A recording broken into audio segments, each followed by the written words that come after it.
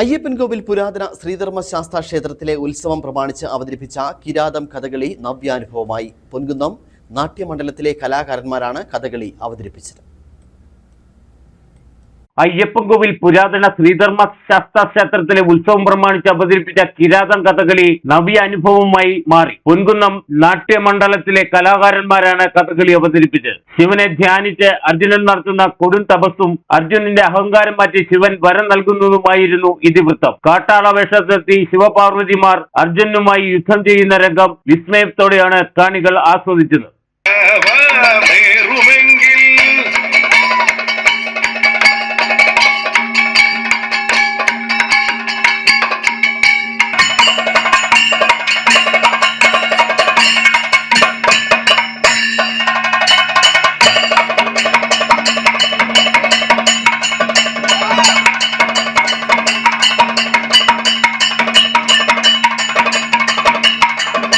കലാമണ്ഡലം ഭാഗ്യനാഥൻ, നാട്യമംഗലം ഗൗരിനന്ദ, കലാമണ്ഡല അഖിൽ, നാട്യമംഗലം അനന്തരാജ്, നാട്യമംഗലം കൃഷ്ണനന്ദ എന്നിവരാണ് അരങ്ങിലെത്തിയത്. കലാമണ്ഡലം രാജേഷ് ബാബു, പള്ളം രാജേഷ് നന്ദൻ, കലാമണ്ഡലം വിനോദ്, കലാനിലയം ഓമനക്കുട്ടൻ, കലാരംഗം കണ്ണൻ, കുടമാളൂർ ശ്രീദേവി വിലാസം കഥകളി യോഗം എന്നീ കലാകാരന്മാർ അണിയറയിൽ പ്രവർത്തിച്ചു. ഹൈറേഞ്ചിൽ കഥകളി പോലുള്ള ക്ഷേത്രകലകൾ അരങ്ങിലെത്താറില്ല. ക്ഷേത്രോത്സവത്തിന്റെ ഭാഗമായി 3 വർഷമായി അയ്യപ്പൻകോവിലിൽ കഥകളി അവതരിപ്പിച്ചു വരുന്നുണ്ട്. കഥകളി ആസാദുകളുടെ എണ്ണം ഓരോ വർഷവും കൂടുന്നുണ്ടെന്ന് ക്ഷേത്രം ഭാരവാഹികൾ പറഞ്ഞു. Idukki vision news, Ayyappancoil.